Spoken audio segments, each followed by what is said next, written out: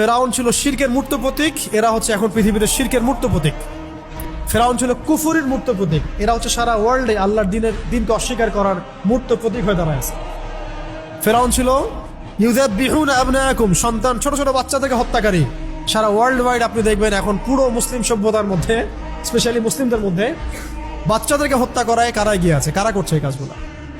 ওই অন্য কোনো শক্তি পারে নাই। আপনাকে মিলাতে হবে চেইনটা। ফেরাউন ছিল মেয়েদেরকে জীবন্ত রাখতো, মেয়েদেরকে রেপ করা, ধর্ষণ করা, কারাগারে নিক্ষেপ করা, মেয়েদের ইজ্জত নিয়ে ছিনিমিনি খেলা, মেয়েদের মধ্যে ফ্যামিলিস্ট রেভলিউশন ছড়া দেওয়া, মেয়েদেরকে দিয়ে সমাজে ফিতনা ছড়ানো। কারা করছে এই কাজটা? কারা করে যাচ্ছে এই কাজটা?